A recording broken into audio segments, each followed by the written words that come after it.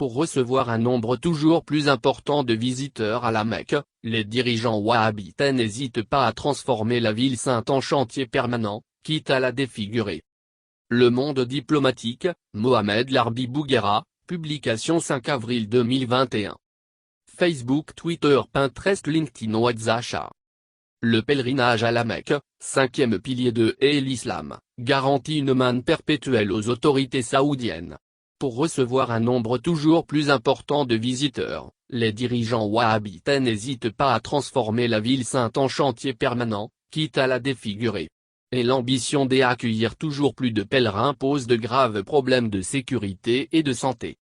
Premier exportateur mondial de pétrole, plus de 10 millions de barils par jour, le Royaume d'Arabie Saoudite est aussi le berceau et le centre névralgique de l'islam. Unique État qui siège aux Nations Unies en portant le nom d'une famille, il s'attribue l'exclusivité de la Shahada, la profession de foi musulmane, qu'il fait figurer sur son propre drapeau pour bien signifier aux 1,8 milliard de fidèles recensés à travers le monde que ses souverains sont les serviteurs des lieux saints. La Mecque, où naquit le prophète Muhammad, Mahomet, Qibla, direction, des 5 prières quotidiennes et Médine, où il repose, demeure du ressort exclusif du monarque. Les moyens financiers colossaux tirés de la manne pétrolière confortent le leadership religieux du royaume sur l'Oumma, communauté des croyants, mais la monarchie sait qu'elle doit veiller à préserver sa légitimité de gardienne des lieux saints. D'où ces énormes efforts pour assurer le bon déroulement et la sécurité des pèlerinages qui ont lieu sur son sol. Le défi logistique, sanitaire et sécuritaire est de taille. 2 à 3 millions de pèlerins effectuent chaque année le Hajj, ou Hajj, qui constitue le 5e et dernier pilier de l'islam. Obligatoire une fois dans la vie pour tout musulman en bonne santé et qui en a les moyens, il s'effectue chaque année en 5 jours au minimum durant le mois de Dhal-Hijjah, dernier du calendrier hégirien, lunaire. Il constitue l'apothéose de la vie du croyant et le lave de tous ses péchés. C'est aussi un moment de retrouvailles des musulmans du monde entier, un facteur d'unité et d'échange. En moyenne, le Hajj rapporte au royaume entre 10 et 15 milliards de dollars par an.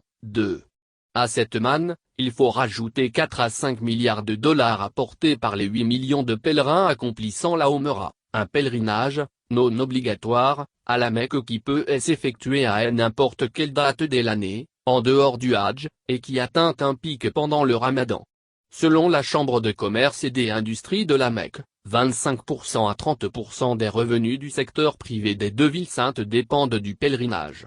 Au total, les revenus cumulés du Hajj et de la Omra constituent le 2e poste de recettes de l'État saoudien après les ventes des hydrocarbures. En 2018, Riyad prévoyait que ces 2 pèlerinages lui rapporteraient 150 milliards de dollars de revenus au cours des 5 prochaines années. Et le royaume veut plus.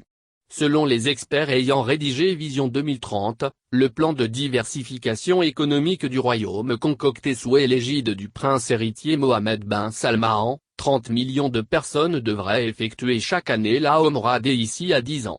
Selon ce document, le tourisme religieux est une option durable pour l'Arabie Saoudite à l'heure où le pays semble avoir perdu les moyens d'être l'unique stabilisateur des prix du brut. 3.